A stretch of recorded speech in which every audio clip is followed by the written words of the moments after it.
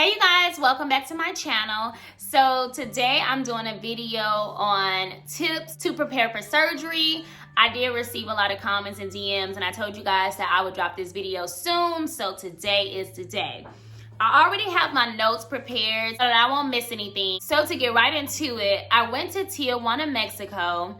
My doctor is Dr. Andretti, who is absolutely amazing. I would recommend him to anyone.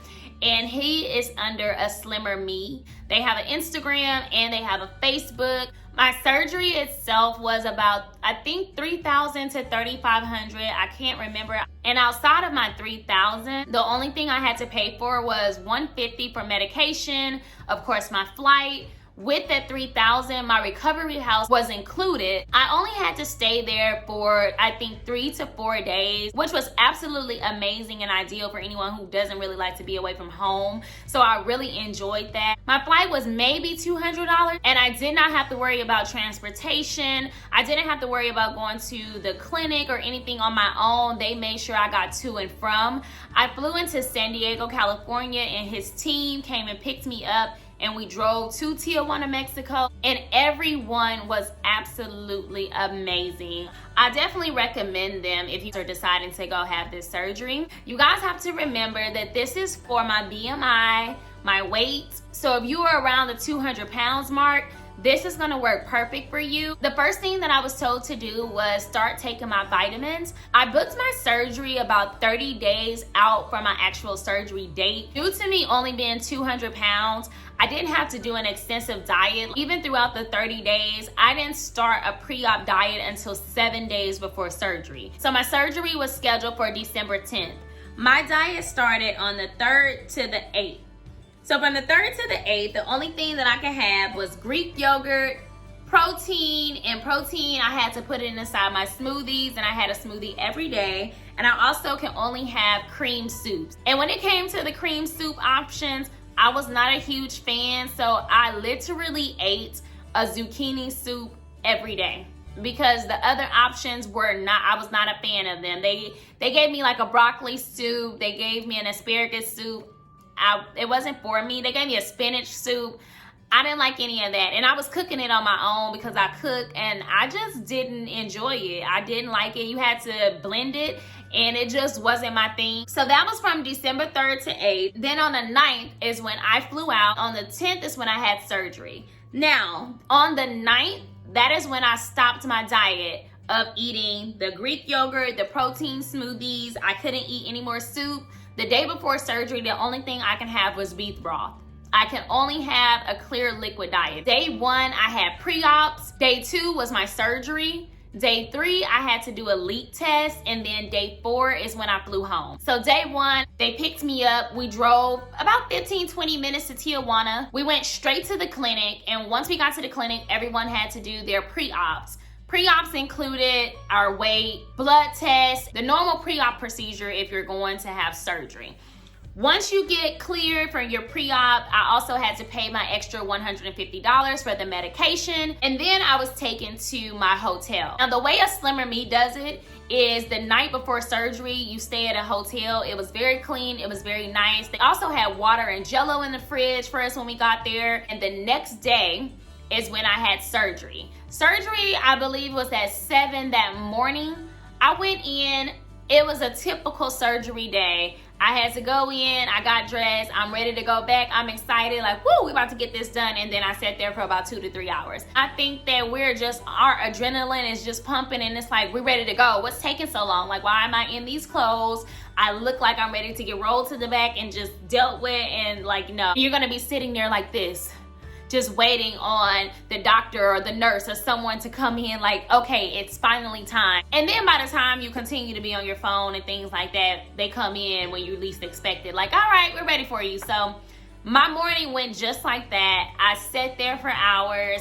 I was on my phone. I made videos. And next thing I know, by the time I forgot that I was about to have surgery, they came in to get me to have surgery. I do not remember anything other than going to the back. I know I laid on a table. I believe the anesthesiologist asked me something about my tattoo on my arm, and the next thing you know, I was waking up, headed to my recovery house. After surgery, you can't have anything but liquids, and the only thing we had to do was really just heal, kind of walk a bit. Day 3, I got picked up to go have a leak test. Now the leak test is something I had to look up to, y'all, because I was like, what is that again?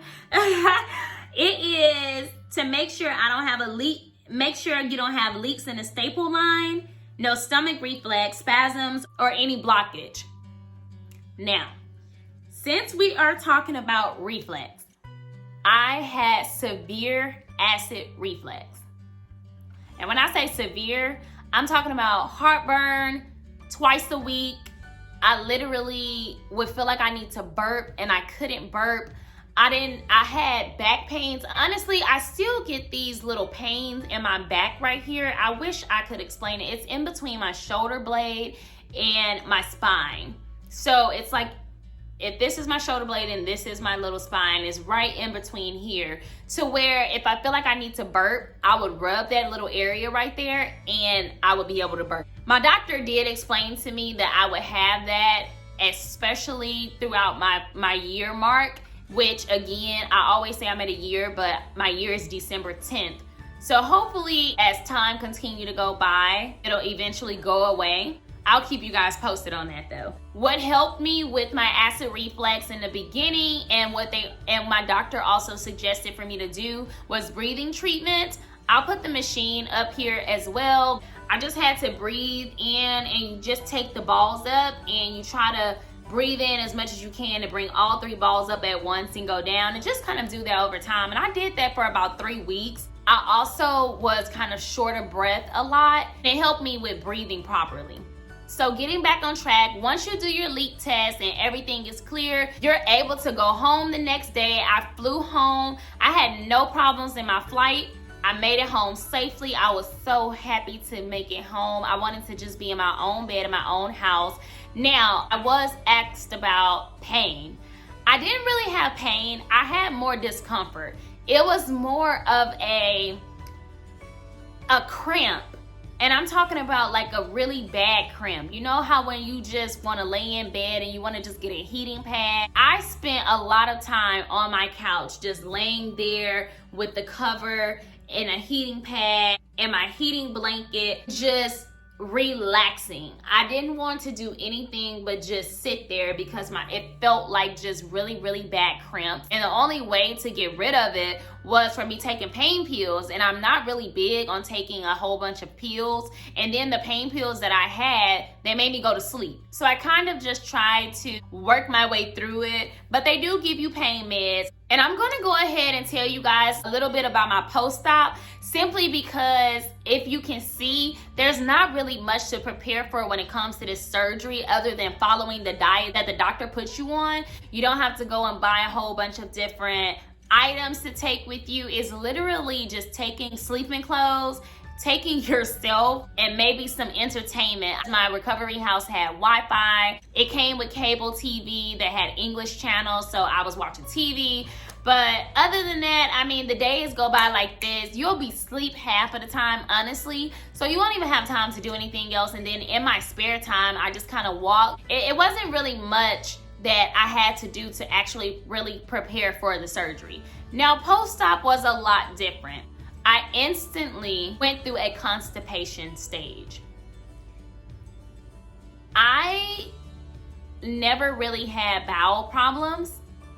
I actually never had bowel problems. Once having surgery, I literally will be backed up for a week. It was the worst experience ever because I was already going through these weird cramps, and then on top of that, now I'm not able to use the restroom, and I was not able to pass gas. So it was all just backing up, and then it would cause my back to have pain. I would have pain in my stomach from that, along with still healing from surgery. And they gave me things to take for gas. They gave me things to take for the constipation. I bought things over the counter. It just seemed like nothing worked for me. Honestly, to this day, I still have issues sometimes with making sure I have to overtake just to be able to use the restroom, because I'll notice that I get constipated more often than I did before my surgery. I guess it's just a phase that you go through. I know that many people talk about hair loss. I didn't go through the hair loss stage, but I definitely experienced constipation and acid reflux. So those are some things that you should know. Everything is a process. It just takes time. But I think that this video has been long enough. I've tried my best to answer as many questions as possible. I gave you guys a pre-op. I gave you guys a post-op. I think I gave you guys more than what you asked for in this video. So y'all already know what time it is. It's time for me to get ready to go eat some real food, because this cookie not doing it. And I'm gonna see y'all in my next video. Don't forget to like, comment, and subscribe. Bye.